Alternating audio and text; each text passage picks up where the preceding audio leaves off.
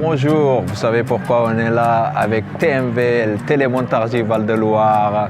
Aujourd'hui, à la rencontre de la liste Agir Ensemble pour Montargis avec M. Manuel Ribeiro. Restez connectés, ça se passe là.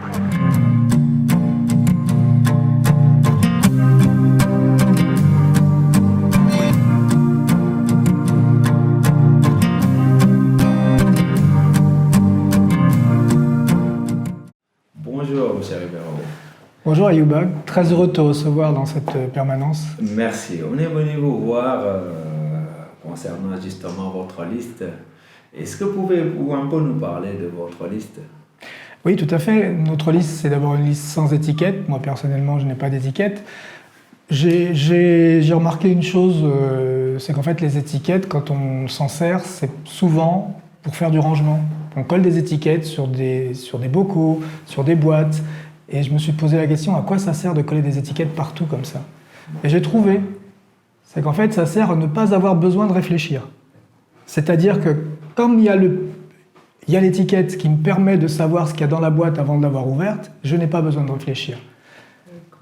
Donc moi, je demande à tout le monde de commencer à réfléchir et de se dire, sans étiquette, ça veut dire que je dois réfléchir à qu'est-ce que je vais trouver dans cette boîte et qu'est-ce que je vais pouvoir utiliser pour faire mieux.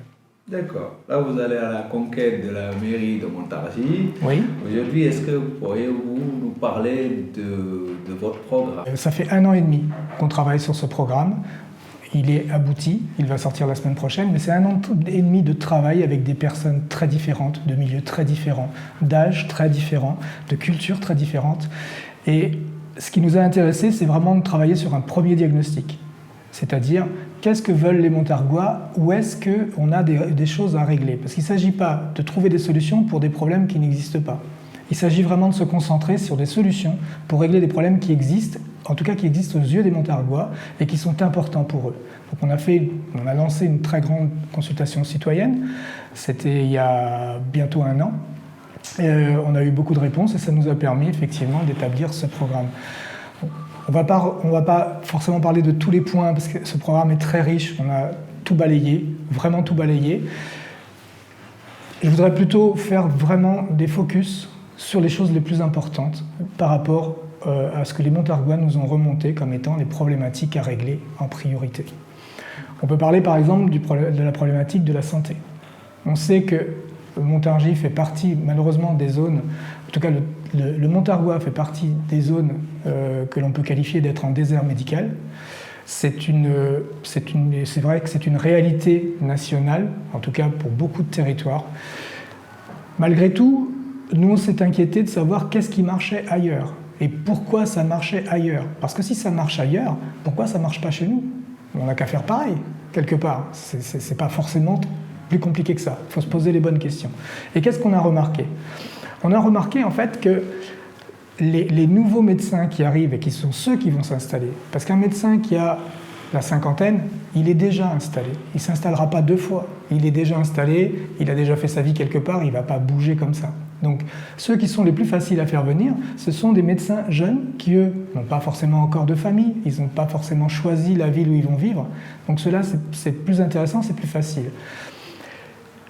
Quelle est l'erreur qu'on a faite? C'est de considérer que la mentalité n'avait pas évolué. Mais la mentalité a évolué chez les médecins comme chez les autres. C'est-à-dire qu'aujourd'hui, les gens qui sortent de facultés de médecine, ils ont des demandes et des besoins différents des médecins qu'on pouvait avoir il y a 30 ans ou il y a 40 ans. Et on s'aperçoit que cette fameuse, ce qu'on appelle cette génération Y, en fait, on s'aperçoit que ces personnes-là, ce qu'elles veulent, c'est un équilibre entre leur vie professionnelle et leur vie personnelle. Ils ne veulent plus faire comme faisait papa ou comme faisait grand-père, être au service 24/24 de la médecine. Donc ils veulent un temps pour leur travail, un temps pour leurs loisirs, un temps pour leur famille. Ça veut dire qu'en fait, ils recherchent des places de salariés. Et ça veut dire que nous, il faut en tenir compte, il faut être lucide là-dessus et dire la maison de santé, c'est très bien. Si des gens veulent s'installer en profession libérale, c'est parfait. Mais on sait que ces personnes-là se raréfient, on en a de moins en moins. Il nous faut une autre structure à côté qui sera un centre communal de santé qui, lui, va être basé sur le salariat. Le médecin est salarié, il fait ses heures, ensuite il part en vacances, il s'occupe de sa famille, et ça lui va. Et cette fameuse génération Y qui arrive, c'est comme ça qu'elle veut appréhender la vie. Donc il faut qu'on s'adapte. D'accord. Et justement, je vois que quand je vous demande de parler de votre programme, vous tenez vraiment à la santé. Tout à fait. Et aujourd'hui, après la santé, c'est aussi quoi, par exemple? Pour moi, l'enjeu majeur oui. Qu'on a à affronter aujourd'hui, c'est la perte, c'est la fuite de nos jeunes. Il est clair que Montargis, c'est une très belle ville. Moi, je suis très fier de ma ville. Et ce qui a été fait au niveau, de l'architecture, de l'urbanisme, pardon, le port, la marina qui va venir, c'est superbe. Tout ça, c'est génial. Le musée Giraudet, c'est une merveille. On a une très très belle ville. Le problème, c'est que cette ville est en train de se vider de son âme, de sa jeunesse. Et quand on voit par exemple une ville comme Tours, qui a une université en plein cœur de la ville, c'est une ville qui vit, c'est une ville qui est géniale, tout le monde a envie d'aller vivre là-bas. C'est pas parce que Tours est plus joli que Montargis, c'est parce que Tours est plus vivant que Montargis. Et ça, c'est les jeunes qui le font. Notre problématique, c'est quoi? C'est que les jeunes, une fois qu'ils ont le bac, il y a deux solutions. Soit ils ont les moyens d'aller faire des études ailleurs, et donc ils y vont, et on ne les voit plus, ils ne reviennent pas. Soit ils n'ont pas les moyens de faire des études ailleurs, et du coup ils s'arrêtent au bac. Et ils se privent de l'opportunité de pouvoir aller plus loin. Et qu'est-ce que ça entraîne ici? Sur Montargis, ça entraîne que finalement on a un déficit de main-d'œuvre dans des gens qualifiés, qui seraient en bac plus 2, bac plus 3, bac plus 4, bac plus 5. Ce qui fait que dans les mondes de l'entreprise, c'est pareil, ils ont du mal à recruter de l'encadrement, puisqu'il n'y a pas de cadre, puisqu'il n'y a pas de gens formés sur ces filières-là. Donc il faut absolument garder nos jeunes. On n'a pas à laisser nos jeunes partir s'ils n'ont pas envie de partir. S'ils ont envie de rester, il faut qu'on fasse en sorte qu'ils puissent rester. Donc mon projet vraiment phare, l'un des projets phares en tout cas, c'est le campus connecté. Qu'est-ce que c'est un campus connecté? Eh bien c'est l'opportunité ici, à Montargis, dans un lieu, dans une structure qui n'est pas forcément même très, très, très grande, il suffit de entre 200 et 500 mètres carrés pour pouvoir mettre ça en place, c'est pas très cher. Mais aujourd'hui, il y a des solutions pour étudier à distance avec presque toutes les universités, de choisir son université, sa filière, et d'étudier ici, à Montargis, dans une structure encadrée, avec de l'encadrement, avec des nouvelles technologies, avec de la fibre optique pour pouvoir se connecter, et puis de travailler ensemble avec d'autres élèves, d'autres étudiants qui sont ou dans les mêmes filières ou dans des filières différentes. Mais c'est pour ça que ça s'appelle un campus connecté, et ce campus connecté, il verra le jour en 2022. Pour moi, c'est une certitude et c'est un engagement. On a déjà préparé les dossiers pour pouvoir... C'est un dispositif d'État, il y a déjà 13 villes qui l'ont fait, et ça a marché partout. La plus petite ville qui l'ait faite, c'est une ville de 4000 habitants. Alors pourquoi nous, on ne pourrait pas le faire? 4000 habitants, ils l'ont fait. Et ils ont gardé des jeunes comme ça. Et ils ont gardé des jeunes avec des qualifications qui n'existent pas sur le territoire. C'est parce qu'on peut avoir des jeunes, effectivement, mais s'ils ont tous la même qualification. Il y a un déficit dans l'échelle des qualifications, et donc les entreprises ont du mal à recruter. Et s'il n'y a pas de cadre intermédiaire, on ne peut pas avoir de chef d'équipe, c'est compliqué. Du coup, quand on veut faire venir des entreprises, il manque quelque chose. Et puis, dans la ville, il manque de la vie. D'accord. Voilà. Et dans la ville, par exemple, quand on parle du centre-ville, vous avez prévu, c'est quoi votre programme concernant le centre-ville, par exemple? Parce qu'on a remarqué que vraiment à Montargis, le centre-ville ne vit plus. C'est ça. Alors moi je pense, le programme en fait c'est de remettre, et on aura un adjoint pour ça, qui s'occupera de la culture, mais de la culture de ville, vraiment.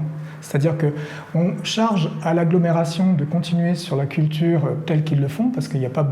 C'est pas grave si on présente les deux, mais on veut de la culture en ville et de la culture pour les jeunes. Parce qu'il faut garder nos jeunes. Donc si on n'est pas capable de leur offrir aussi leur culture, si on n'est pas capable de les intéresser et qu'ils nous disent « bah ouais, mais il n'y a rien pour moi à Montargis », c'est pas qu'il n'y a rien, c'est qu'il y a peut-être rien pour lui, il y a peut-être rien pour eux. Il faut qu'on fasse en sorte qu'il y ait quelque chose pour chacun. Et les jeunes, il faut absolument qu'on les garde. Donc là, on fera en sorte qu'on ait de l'attractivité en ville avec effectivement des concerts, avec des fêtes, avec vraiment de l'attractivité en cœur de ville et dans les quartiers. Parce que dans les quartiers aussi, il y a besoin. D'accord. Et aujourd'hui, justement, comme vous parlez des quartiers, et c'est quoi votre projet pour les quartiers, par exemple? En priorité, les quartiers prioritaires, on va dire. Alors, même pas, tous les quartiers en fait. Tous les quartiers, on a prévu en fait dans chaque quartier de faire un conseil de quartier. Ça a existé. Un conseil de quartier, mais on va aller un petit peu plus loin, nous, sur la partie démocratie participative, par exemple. Le conseil de quartier, chaque conseil de quartier aura un budget qu'il pourra utiliser. Il pourra l'utiliser pour des fêtes, il pourra l'utiliser éventuellement pour aménager des équipements sportifs ou de loisirs dans le quartier, ou toute autre chose. Ces conseils de quartier auront un budget pour chaque quartier, charge à eux d'en discuter, on les aidera, on sera avec eux pour les épauler sur la partie législative, administrative, etc. Mais c'est eux qui vont choisir ce qu'ils feront de cet argent pour leur quartier. Parce que c'est eux, c'est déterminant. En fait, que les actions qu'on fait dans un quartier, c'est pas pour nous que c'est important, c'est surtout pour les gens qui vivent dans ce quartier. Donc c'est à eux de choisir ce qu'ils veulent y faire. Donc nous, on va simplement poser un budget et les accompagner de leur étude jusqu'à leur choix et jusqu'à la mise en œuvre. D'accord. C'est la grande mesure pour les quartiers. Bien sûr, il y aura plein d'autres choses, du lien intergénérationnel, etc. Mais cette mesure qui va à la fois sur la vie des quartiers et à la fois sur la démocratie participative, où chaque quartier va pouvoir choisir ses projets. Ça, c'est une des mesures qui est très importante pour nous. D'accord. Là, vous avez bien entendu, vous avez parlé côté culturel, des festivités, vous avez parlé aussi les quartiers, des jeunes.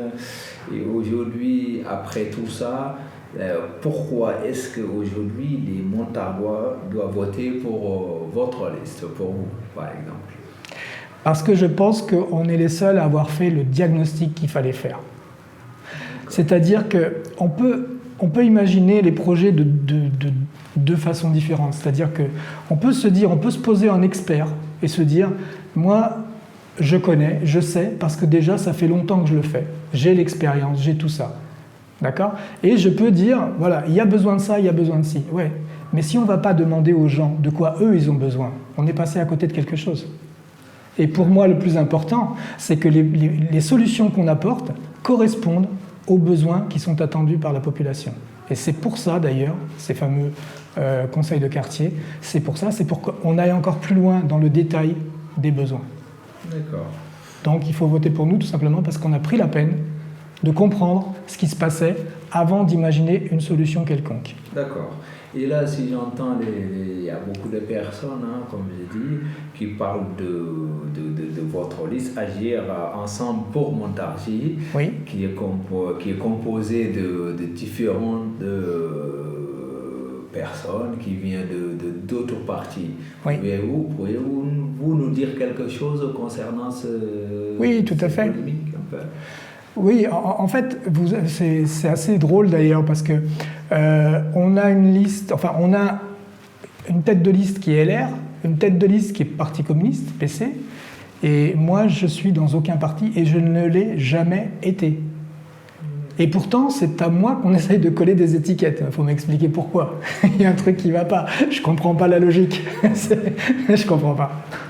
Voilà. Donc après, effectivement, moi je suis quelqu'un de très ouvert, vraiment. Et pendant tout ce travail, j'ai rencontré des gens formidables et je ne me suis jamais trop posé la question de savoir s'ils étaient à gauche ou s'ils étaient à droite. C'est juste des gens qui sont intéressants, qui sont intéressés et qui font le job. Et ils le font ensemble, et ils le font bien.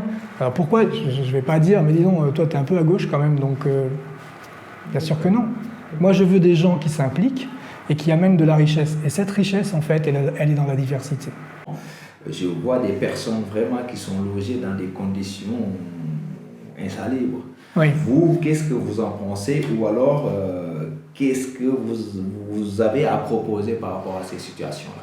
Alors, déjà, on va parler des quartiers et de la représentation de la mairie dans les quartiers. Parce qu'il faut aussi que les gens puissent très facilement aller au contact de la mairie, de manière à pouvoir expliquer qu'il y a une problématique.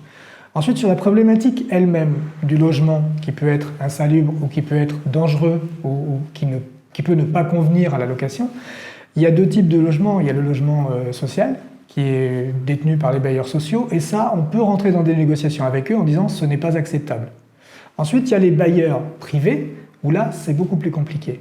Mais au fond, finalement, la réalité, c'est que le vrai problème, c'est la précarité.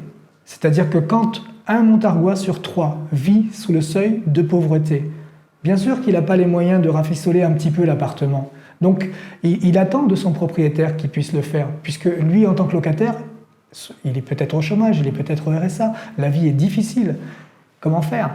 Donc effectivement, après, c'est au propriétaire de prendre ses responsabilités. C'est plus facile quand le locataire a un peu de moyens, mais quand il ne les a pas, il faut que le propriétaire, à un moment donné, fasse aussi sa part. Sur les bailleurs sociaux, encore une fois, il y a moyen de discuter avec eux, mais il faut que les gens viennent facilement en mairie ou à l'antenne de la mairie dans les quartiers, puisque c'est ce qu'on va faire, l'antenne de la mairie où on aura des services jusque la police municipale qui sera représentée dans chaque quartier, de manière à ce que ce soit facile qu'une personne descende de chez elle, aille au point mairie et dise voilà, j'ai un problème, regardez mes photos, mon machin, mon appartement, c'est pas possible. Alors, à partir de là, on voit ce qu'on peut faire. Si c'est privé, ça sera compliqué, mais encore que tout dépend de l'état vraiment où ça se trouve, mais si c'est public, si c'est du logement social, là, ça sera les bailleurs sociaux et ça sera effectivement un combat d'aller les chercher sur leurs responsabilités. Pour les 5 listes que vous avez, les 4 listes que vous avez en face, comment vous définissez ces listes-là, par exemple? Alors moi, j'ai pour habitude de dire et de féliciter tous les gens qui s'engagent dans l'action, dans les associations ou dans les listes et des élections. Qu'il y ait autant de gens qui veulent s'engager, moi je trouve ça génial. Après, il faut confronter les projets, il faut travailler et il faut essayer de ne pas brasser devant, quoi, c'est tout. Mais là, je parle de personne, c'est d'une façon générale. Je pense que quand on s'engage là-dedans, il faut comprendre que c'est du travail pour les autres et pas du travail pour soi. C'est un don de soi pour les autres. Et c'est pour ça que je trouve ça fabuleux qu'on ait autant de listes, même si c'est plus difficile. Mais avoir des gens engagés sur le terrain, moi je suis président d'une association, je peux vous dire que trouver des bénévoles, c'est très difficile. Et quand on voit le travail des associations, quand on voit le travail des bénévoles, mais c'est énorme, on pourrait presque rien faire sans ce travail bénévole qui est fait et qui est porté par les associations. Donc c'est de l'engagement pour moi. C'est du bel engagement. En tout cas, merci Monsieur Manuel Ribeiro de nous avoir reçus ici dans votre permanence. C'est moi qui vous remercie de nous donner l'occasion de pouvoir parler directement Montargois, effectivement, et d'aller un petit peu plus loin sur les idées du programme. Et puis, je serai très attentif à l'évolution de votre Web TV. Je trouve que c'est une très belle idée. Merci et on vous souhaite quand même bonne chance pour les élections. Merci. Merci à vous.